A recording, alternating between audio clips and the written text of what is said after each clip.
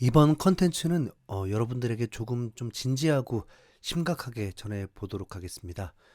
바로 강등 위기에 빠진 토트넘 소식입니다. 정말 이걸 바랬던 건 아니었습니다. 손흥민이 떠나자마자 곧바로 토트넘을 버리고 응원을 하지 않는 사람들도 많았지만 개인적으로는 이상하게 계속 마음이 쓰이고 응원을 하게 되더라고요. 아무래도 7년 동안 손흥민을 지켜보다 보니까 토트넘의 미운정이라도 들어버린 듯합니다. 그런데 최근 영국의 공영방송 BBC에서 웨인 루니가 대놓고 토트넘은 이제 강등권이라면서 정말 슬픈 선고를 내려서 큰 화제가 됐는데요. 이 자세한 소식을 전해드리겠습니다. 지난 2월 7일 토요일에 펼쳐진 맨유전은 올 시즌 토트넘에게 최악의 경기가 됐습니다. 2023년 4월부터 맨유를 상대로 이어왔던 8경기 무패 행진이 끝나버린 것도 모자라서 토트넘의 중심을 잡아줘야 할 주장 로메로가 다이렉트 퇴장까지 당해버린 겁니다. 특히 로메로는 이번이 벌써 두 번째로 당하는 다이렉트 퇴장이었기 때문에 이후 징계는 4경기 출장 정지로 이어지게 됐습니다. 일각에서는 추가 징계가 없을 수도 있다는 희망 섞인 이야기를 하기도 했지만 토트넘은 2월 9일 공식 홈페이지를 통해서 로메로의 4경기 출장 정지 소식을 전했습니다. 크리스티안 로메로는 뉴캐슬과의 프리미어리그 경기부터 4경기 출장 정지 징계를 시작한다.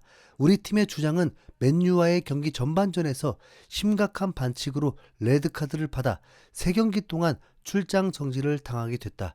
그는 이미 이번 시즌 초 리버풀전에서 퇴장을 당한 적이 있기에 추가로 한 경기 출장 정지가 추가됐다.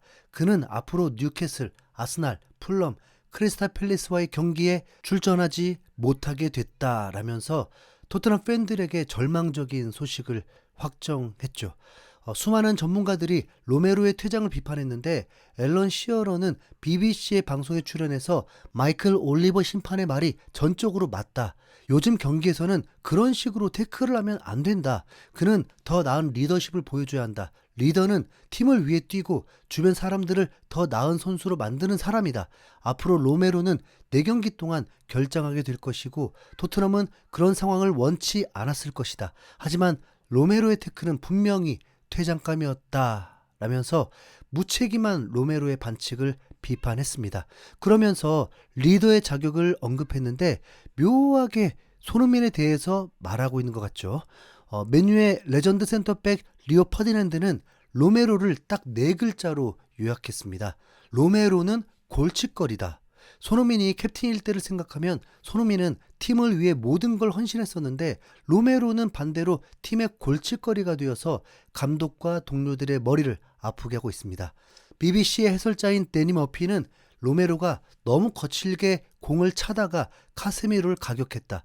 명백한 레드카드다. 특히 이번 주 내내 선수 영입과 선수 부족에 대해 이야기해온 상황에서 이런 무책임한 행동을 하다니 더욱 그렇다. 이제 그는 4경기 동안 결정하게 된다. 그는 주장이고 리더인데 더 잘해야 한다. 하지만 로메로는 오히려 경기에 집중하고 있었던 토트넘 동료들을 실망시켰다라면서 로메로를 강력하게 비판했습니다. 로메로를 문제 삼을 수밖에 없는 건 로메로가 아르헨티나 국가대표로서 40경기 정도 뛰었는데 거기선 단 한 번도 퇴장 당한 적이 없다는 겁니다. 이게 로메로 문제일지 토트넘 문제일지 뭐 둘 다겠죠. 우선 팀 퀄리티가 떨어지면서 로메로가 해야 할 역할이 많다 보니까 그 부담과 압박감이 이 지경을 만든 것 같기도 합니다. 불만이 끊임없이 나오게 되잖아요. B클럽이라고 생각했는데 전혀 B클럽이 아니니까요. 여러분은 어느 책임이 더 크다고 생각하시나요? 로메로? 토트넘? 네. 이 외에도 이제 수많은 전문가들과 매체들이 로메로가 전혀 주장답지 않은 모습으로 토트넘의 하락세를 이끌고 있다고 했습니다. 심지어 루니는 이제 토트넘이 강등권에서 싸우고 있다고 해도 이상하지 않다고 했습니다. 루니는 BBC에서 자신의 이름을 딴 프로그램 웨인 루니 쇼를 진행하고 있는데요. 여기서 강등권 팀들을 거론하면서 토트넘까지 여기에 포함시켜서 말을 했습니다. 현재 경기력을 보면 토트넘은 명백하게 강등권 싸움을 하고 있다. 18위 웨스트햄은 최근 좋은 흐름을 보이고 있고 17위 노팅엄도 간간히 좋은 결과를 내고 있다. 토트넘이 강등권 싸움을 하고 있지 않다고 말할 순 없다. 분명히 그들은 강등 걱정을 하며 순위표를 보고 있을 것이다 라면서 진지하게 토트넘의 강등을 걱정했습니다. 아무리 손흥민이 떠났다고 하지만 진짜 떠나자마자 강등을 당하는 건 말이 안 되잖아요. 심지어 토트넘은 지금 챔스 16강을 확정하고 플레이오프를 기다리고 있는 팀입니다. 유럽에서 가장 강한 16개 팀 안에 이미 들었는데 프리미어리그에서는 15위라는 이 현실이 도저히 믿기지가 않습니다. 과거 로이킨이 방송 중에 토트넘을 평가하면서 손흥민과 케인이 없으면 강등권이라고 말해서 많은 토트넘 팬들이 분노한 적이 있는데요. 그때 토트넘 팬들은 화를 낼 이유가 없었습니다. 진짜 손흥민이 떠나니까 강등권 가버렸잖아요. 또 아스날 출신인 밉상 전문가 폴 머슨도 비슷한 예언을 한 적이 있죠. 케인이 없는 토트넘이 강등권이라고 하면서 성적 추락을 예언했지만 이때는 손흥민 덕분에 머슨의 예언이 빗나갈 수 있었습니다. 아니 빗나간 정도가 아니라 손흥민과 함께 유로파리그에서 우승하면서 무관의 서름을 풀고 정말 역사적인 위협을 세웠습니다. 그게 이제 곧바로 다음 시즌에 이렇게 무너지면서 진지하게 강등 걱정을 하게 될 줄은 몰랐습니다. 심지어 오는 뉴캐슬전을 앞두고 진행된 프랭크 감독의 기자회견에서 기자가 대놓고 토트넘은 강등권 싸움 중이냐라면서 직접적으로 이 얘기를 물어봤습니다. 그러자 프랭크 감독은 우리가 매우 절박하게 승리를 원한다는 것은 의심의 여지가 없다. 우리는 절박하다. 지금은 뉴캐슬전만 신경 쓰고 있다라면서 돌려 강등을 걱정하고 있음을 드러냈습니다. 프랭크 감독이 직접 절박하다고 한 이유는 토트넘의 부상 및 결장 명단을 보면 됩니다. 부상자들만으로도 베스트 11이 나올 정도로 주축 선수들이 죄다 다쳤습니다.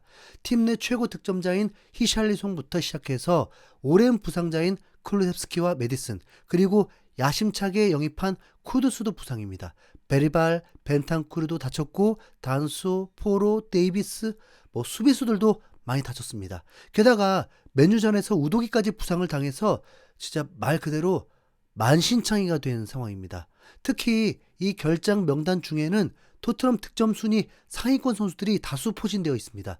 득점 1위 7골의 히샬리송, 득점 2위 4골의 로메로, 득점 6위 2골의 쿠두스, 득점 10위 1골의 베리발과 벤탄쿠르까지 출전 가능한 선수들보다 못 나오는 선수들이 골을 더 많이 넣었으니 희망이 없죠. 우스갯소리로 반더벤이 득점 1위에 오를 날이 얼마 남지 않았다는 말까지 나오니까요.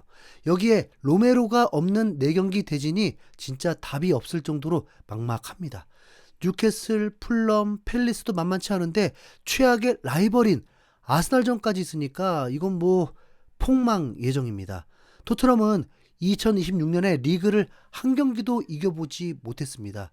무려 7경기에서 고작 3무인 것입니다. 토트넘은 2008년에 9경기 연속 무승 기록이 있는데 지금 타이를 이룰 확률이 매우 높아졌습니다. 앞으로도 계속된 경기는 이미 강등권 팀들을 상대로도 졸전이기 때문에 어떤 경기도 승리 확률이 매우 낮고 비기면 다행인 상황입니다. 그러다 보면 정말 현실이 될 수 있습니다. 강등권이 18위 웨스트햄과 승점 차이가 6점으로 딱 2경기밖에 차이가 안 나는데 최근 6경기 활약만 보면 웨스트햄의 경기력이 토트넘보다 훨씬 더 좋습니다. 오죽하면 토트넘 팬들도 강등을 걱정하면서 최근 6경기에 한해서 성적표를 만들었는데 웨스트햄이 6경기 동안 얻은 승점이 9점으로 리그 전체에서 무려 7위였습니다. 노팅엄도 리즈도 승점 8점을 얻었는데 그동안 토트넘이 쌓은 승점은 고작 3점이에요. 이제는 설만 강등 걱정이 아니라 유럽 축구 가치의 탑10 안에 드는 팀이 강등 현실화라니 참혹합니다. 솔직히 토트넘을 구제해줄 기대할 선수도 없습니다. 새벽에 뉴캐슬과의 경기에서 어떤 결과가 나올지 여러분께 알려드릴게요. 저는 정말 이기기를 바라는 마음으로 응원해 보렵니다. 이상 흰수염 고래였습니다. 감사합니다.